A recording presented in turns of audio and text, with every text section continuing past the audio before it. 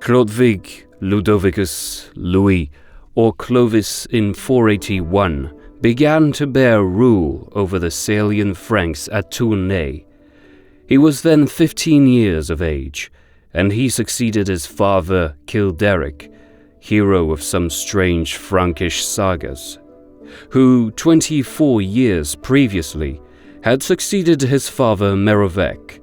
Merovec, from whom the line of Clovis took its well-known name of Merovinges, was himself fabled to be the son of a Frankish queen, begotten by a sea monster or demigod. So near still to the age of mythology was the heathen nation of the Franks, when the young Clovis, himself heathen, began to lead forth its armies to battle. We may mark 5 stages in the career of this extraordinary man, who, beginning life as Regulus of a fragment of the Salian Franks, ended it as unquestioned lord of 2/3 of France and of no small part of Germany. First, in 486 came his victory over Syagrius, the Roman king of Soissons, the correspondent of Apollinaris Sidonius, the eager student of the language of his German neighbors, Syagrius, whom all his statecraft and all his linguistic accomplishments availed not to save from the conquering battle axe of the young Merovingian. This conquest took place in 486 and gave to Clovis the remainder of Picardy, the greater part of the Ile-de-France, including Paris itself, Champagne, and a considerable portion of Lorraine. A glance at the map will show what a mighty stride towards domination over Gaul was thus made by the son of Childeric, who was still only 20 years of age, after history proved that his people felt the immense importance of this conquest. In the division of his realm among his sons and grandsons, the kingdom of Syagrius was evidently always regarded as the head of the Frankish dominion.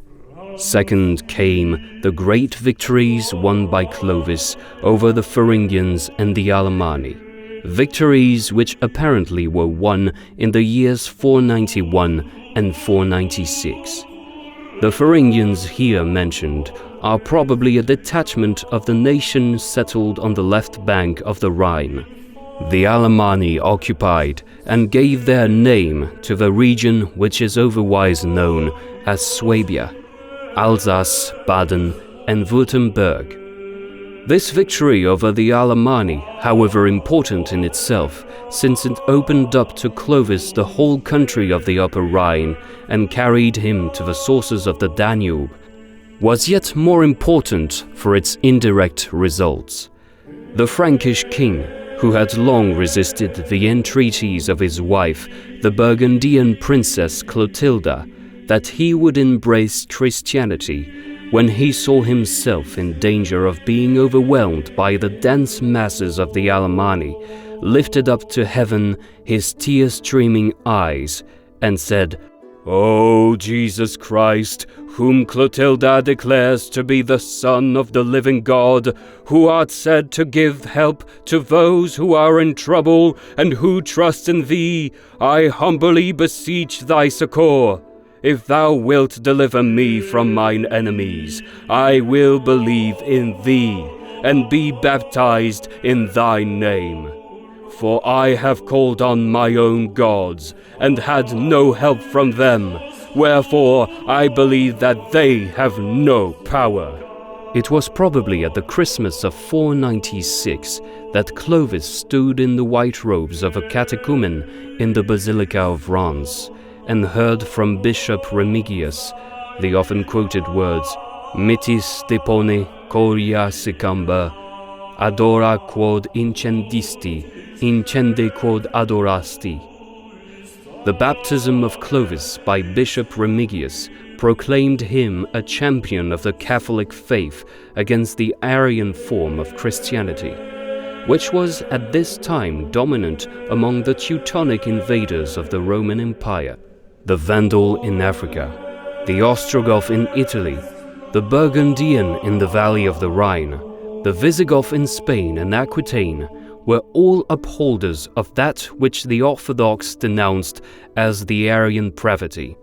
Now that the fierce heathen, whose example was at once followed by 3,000 of his followers, had become not merely Christian, but a professed believer in the doctrine of the Homoousion, every Catholic priest, at any rate in Gaul, felt that here was one who, by throwing his sword into the scale of orthodoxy, might ensure its early triumph. It seemed as though the Burgundian kingdom would be the first to fall under the blows of the Frankish convert. In 500, Gundobad, the Burgundian king who reigned at Lyon, fled before the army of Clovis, which came to the assistance of his traitorous brother Godegisel of Geneva. But by a sudden change in the fortune of war, Godegisel was defeated and slain, and Gundobad regained his throne. The end of Burgundian independence was not yet. 7 years later, however, came the most important conquest effected by Clovis in the name of Catholic orthodoxy. Having announced to his assembled warriors that he took it ill that those Arians should hold so large a part of Gaul, he crossed the Loire, met the Visigoths in battle near Poitiers, defeated them, and slew their king Alaric II, and after 2 years of warfare, succeeded in adding to his dominions the whole of the fair region of Aquitaine, while Gallia Narbonensis and Provence remained under the rule of Alaric's Ostrogothic kinsman, Theodoric of Italy. The chieftain, who had thus carried far and wide over Gaul the terror of the Frankish arms, was not likely to remain a mere member of a partnership of kings in his own nation. At some time or other in his career, probably towards the beginning of his reign, he succeeded in sweeping off the board the other petty kings of the Salian Franks. Ragnar Kar, who reigned at Cambrai, had helped Clovis in his war against Syagrius, but when the time came for removing him, he was forced into war, conquered in fight, and then killed for disgracing his royal house by permitting himself to be beaten.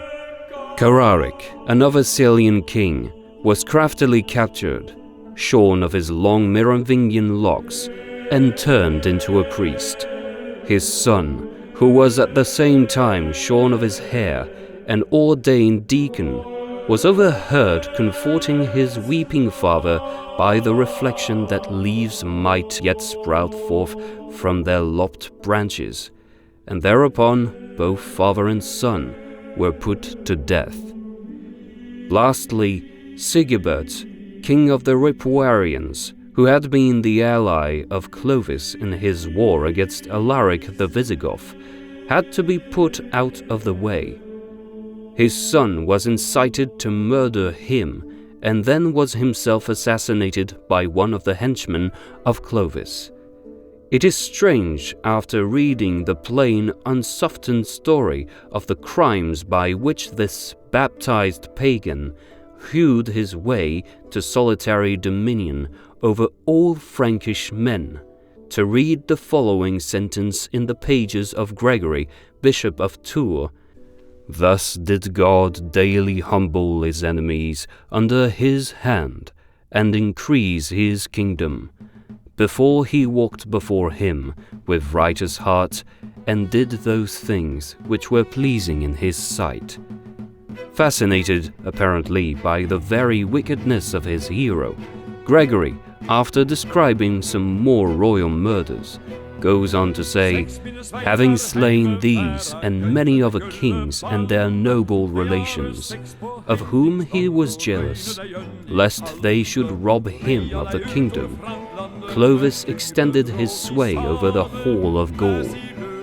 However, having on a certain occasion collected his followers together, he spoke concerning his relations, whom he had himself destroyed. Woe is me, that I remain as a stranger in a strange land, and have none of mine own kindred who could help me if adversity came upon me. But he said this not in real sorrow for their death, but in guile, and in order that, if he could by chance find any such surviving him, he might kill him. Thus then, ere he had passed middle life, the petty chieftain of the Salian Franks, whose principality had been once almost bounded by the horizon of Tournai, had become ruler of the larger part of the lands between the Atlantic and the Rhine.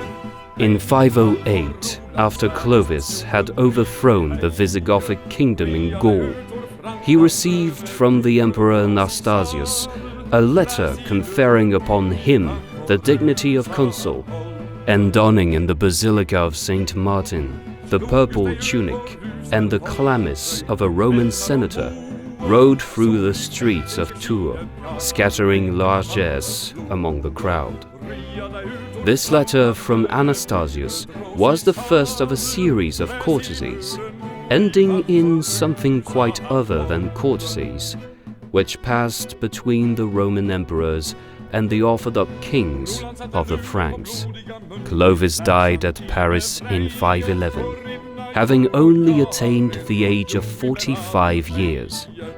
He was certainly a scoundrel, but he was a successful scoundrel, and he had some of the qualities of a statesman. Moreover, he was the first of the long line of the most Christian kings of Francia. The only conceivable palliation for any of the crimes which Clovis committed would have been the advantage of securing the unity of the Frankish state. Yet that unity was immediately impaired by the division of his dominions between his 4 sons. By one means or another, partly by events which happened in the course of nature, and partly by fratricidal crimes, the monarchy thus divided became one again under Clovis I, the last survivor of the sons of Clovis. But it remained united for only 3 years, and was then again divided among his 4 sons, not to be reunited till the year 613, under Clovis II, great-grandson of Clovis.